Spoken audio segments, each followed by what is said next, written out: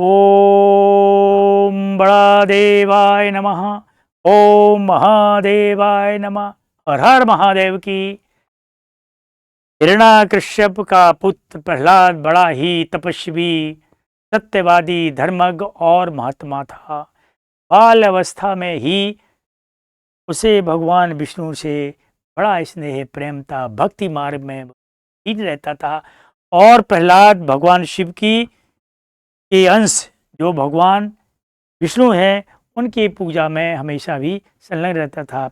लेकिन हिरण्याकश्यप, उसके पिता जो हिरण्याकश्यप हैं, वो देवताओं से नाखुश रहते थे। वो अपने आप को ब्रह्म समझते थे, कहते थे नारायण क्या है, कुबेर क्या है, इंद्र क्या है, वरुण क्या है, ब्रह्मा क्या है, कोई देवता नहीं, मैं ही ब्रह्म हूँ, मैं ही सब कुछ हूँ। उसने तपस्या करके ये वरदान प्राप्त किया था कि मैं ना दिन में मरूं। हिरण्याकश्यप ने वरदान प्राप्त किया, ना दिन में मरूं ना रात में मरूं, ना घर के बाहर मरूं ना घर के अंदर मरूं, ना किसी मनुष्य मरूं ना किसी जानवर से मरूं, मैं अस्त्र से भी नहीं मरूं, शस्त्र से भी नहीं मरूं।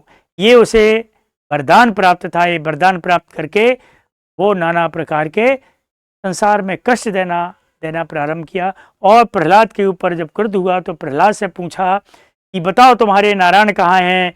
तो प्रहलाद ने कहा कि भगवान विष्णु जो है वो मेरे नारायण देव हैं।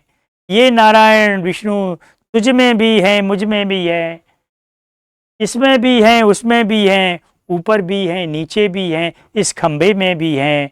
ऐसा कहते हुए जैसे ही प्रहलाद ने कहा और कहा है त्राहि माम त्राहि माम, खंबे से फट करके नरसिंह भगवान का अवतार हुआ और उन्होंने हिरण्याकश्यप को पकड़ करके अपनी गोदी में बैठाला, क्योंकि वो पृथ्वी में नहीं भर सकता था। गोद में बैठाल करके उसके उदर को विदीर्ण कर दिया, चीर दिया और उसकी मौत कर दी, का वध कर दिया। यह देख करके सभी देवतागणों ने फूल बरसाए, लेकिन उनकी गर्जना इतनी अधिक तेज थी और इतना अधिक क्रोध था, उस क्रोध की अग्नि से चारों ओर हाहाकार मच गया। सभी देवताओं ने विनती की, लेकिन नरसिंह भगवान का क्रोध शांत नहीं हुआ। अंत में सभी देवतागण ब्रह्मा सहित सब विष्णु के इस क्रोध को देख करके भगवान शिव के पास पहुंचे और कहा, हे देवों के देव, बड़ा देव, हे महादेव, आप सब कुछ हैं। ये संतुलन इतना बिगड़ गया है, ये संतुलन सिर्फ नरसिंह भगवान के कारण बिगड़ा है। वो उनका क्रोध शांत नहीं होता। कई वर्षें बीत गई हमारे उनकी स्तुति करते हुए, लेकिन ये पूरा संतुलन बिगड़ गया है। तब भगवान विष्णु के अंश नरसिंह को सबक सिखाने के लिए और उनकी अग्नि को शांत करने के लिए भगवान शिव ने अपना एक ऐसा रूप धारण किया जैसा नरसिंह भगवान ने रूप धारण किया था। नरसिंह भगवान ने नर और सिंह का रूप धारण किया था। भगवान शिव ने पक्षी और एक हिरण, जानवर का रूप धारण करके हजारों भुजाएं पैदा की और बड़ी गर्जना करते हुए उनके सामने प्रकट हुए और कहा, ये किसने संतुलन बिगाड़ा है? प्रकृति का संतुलन बिगाड़ने का किसी को अधिकार नहीं है, ये तो पूरी तरह से नष्ट हो जाएगा। आधुनिक भाषा में कहना चाहिए कि प्रजातंत्र ही नष्ट हो जाएगा। ऐसा कहते हुए भगवान शिव ने कहा कि ये किसने दुस्साहस किया? उनके दर्शन अवलोकन से ही भगवान विष्णु के अवतार नरसिंह भगवान का क्रोध शांत हो गया।